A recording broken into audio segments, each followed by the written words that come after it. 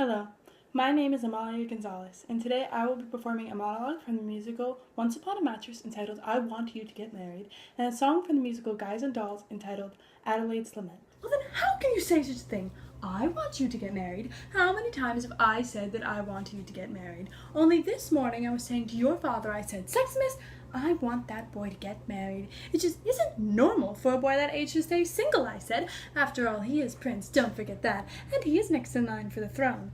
I mean, we're not exactly the oldest people in the world, but on the other hand, we're not going to live forever, and I would feel much better, much easier, and much more relaxed in my mind if I knew that boy were married, settled, and set. That's absolutely verbatim, exactly what I said to your father this morning. Of course he didn't say anything back, he never does, but you know him just as well as I do, and I don't have to tell you how impossible he is. If he makes me miserable and makes me suffer, then I will just have to put up with it, but I will not allow it to affect my son's attitude towards him or me.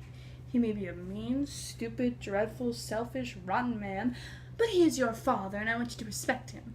After all, there is only one person who really cares about you and really worries about your health, your happiness, and your future, and that's exactly what I'm talking about right now, your future, and I want to make it absolutely clear that I want you to get married.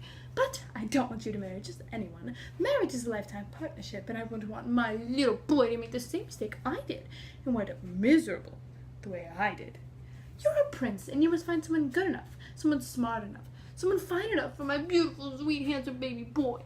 And of course she has to be a princess, and I mean a real princess. A genuine, bona fide princess, just as I was. And that's what you want, isn't it? Someone like me? Of course you do.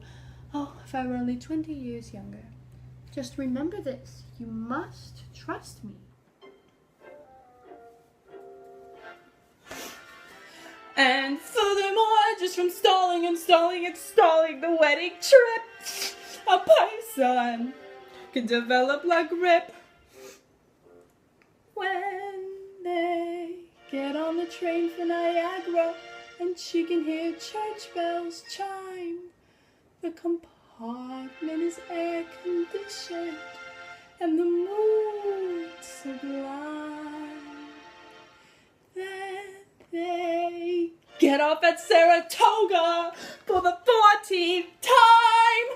A person can develop like Rip, la post-nasal drip, with the wheezes and the sneezes and the sinus that's really a pip. From a lack of community property and the feeling she's getting too old, a person can develop a bad